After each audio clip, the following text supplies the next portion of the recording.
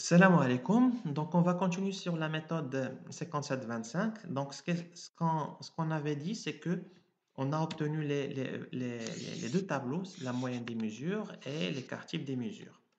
Donc, on a vu qu'il existe deux méthodes pour tester les valeurs obtenues, soit la méthode graphique, soit la méthode numérique. La méthode graphique, c'est la méthode de Mendel, en traçant le H et le K, chercher les valeurs qui sont aberrantes. Voilà. Euh, ou bien chercher les valeurs qui divergent par rapport aux autres laboratoires et chercher les causes et bien sûr soit écarter la valeur, soit demander de refaire les tests, soit écarter temporairement. So- Donc, soit il existe l'autre méthode numérique qui est le test de Cochran, le Cochran sur les écarts types. Donc, l'objectif, c'est de s'assurer que ces écarts types, de chercher ces écarts types, s'il n'existe pas de valeur aberrante trop petite ou trop grande. Le test de Cochran est celui-là, c'est un test numérique. Donc l'objectif c'est donc soit l'ensemble de P écarts types, bien sûr, de P laboratoire, tous calculés à partir de le même nombre n de résultats de réplique. La statistique du test de Cochran C et le C c'est le S max, chercher le maximum des écarts types divisé par la somme des écarts types, où S max est l'écart type le plus élevé de l'ensemble. Donc, le test de Cochran est le suivant. Donc, si la statistique du test est inférieure ou égale à sa valeur critique de 5%, l'individu testé est accepté. Donc, si la valeur du C est inférieure à 5%, le test est accepté. Si la statistique du test est supérieure à 5 et inférieure à 1, c'est dans la valeur, c'est la couleur jaune ici. Donc, l'individu ou bien les résultats du laboratoire ou bien le laboratoire testé est appelé valeur isolée et est signalé par simple astérix. Donc, c'est une valeur isolée ou bien critique. Mais par contre, s'il est supérieur à 1%, si la statistique est supérieure à sa valeur de 1%, l'individu est appelé à valeur statistique aberrante et est signalé par double astérix. Donc, si c'est aberrante, il faut voir soit l'écarter, soit refaire les tests.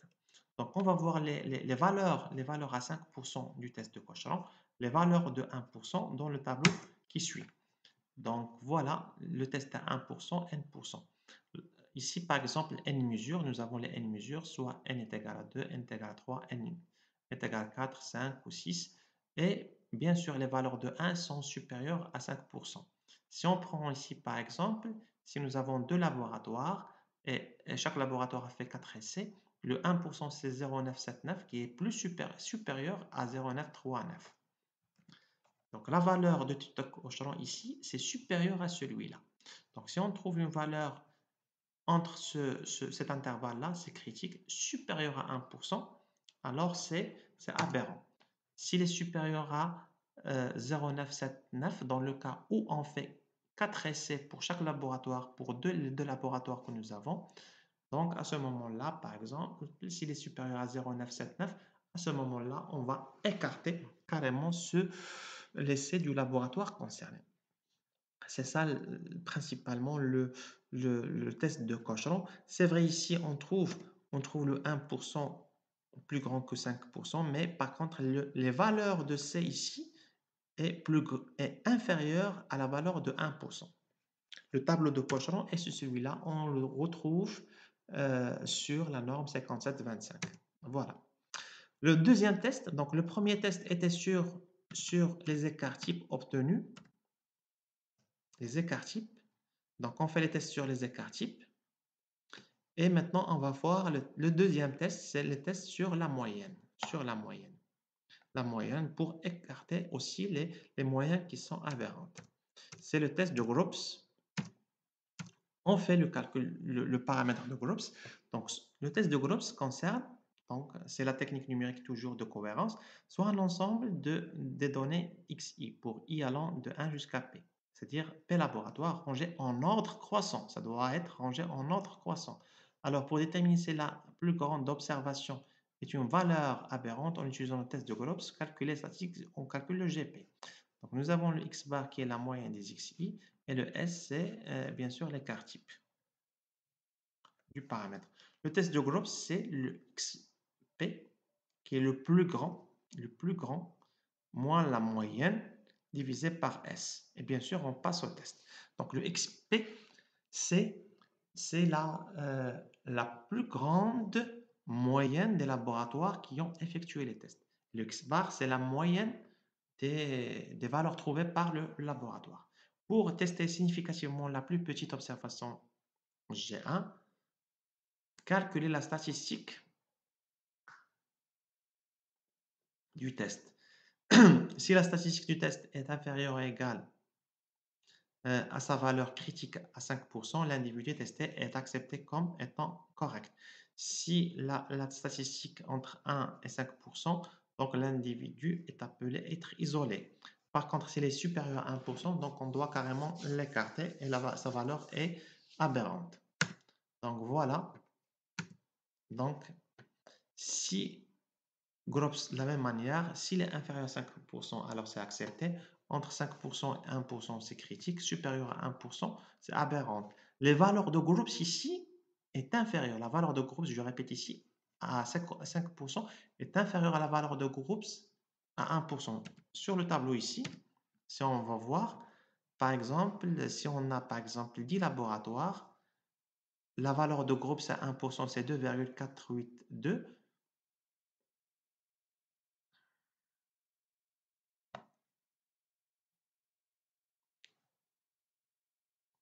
Le 1%, voilà.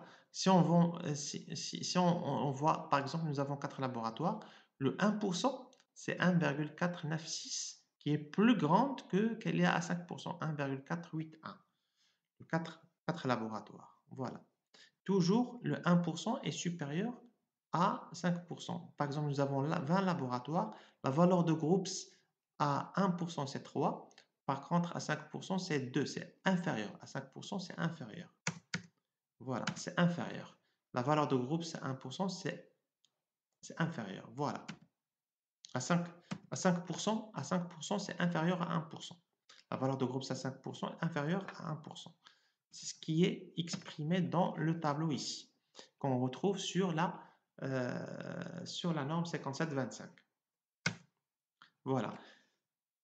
Si le test de Groupes n'a abouti à aucune valeur apparente, on passe à l'application du test double des deux plus faibles valeurs ou des deux plus grandes valeurs. Voilà, ce sont les deux plus grandes ou deux plus petites valeurs. C'est le deuxième test, test numéro 2. Si le test s'est réussi, on passe au deuxième test.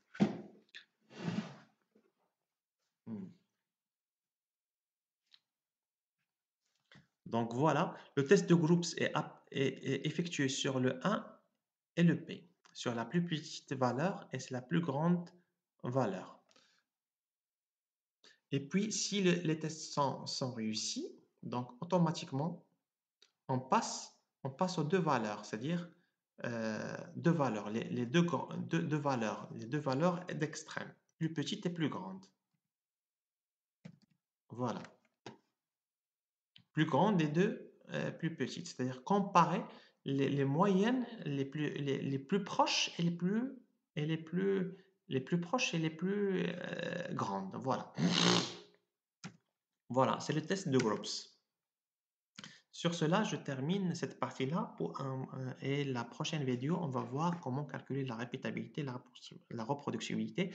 Bien sûr, si les valeurs obtenues, les valeurs obtenues correspondent ou bien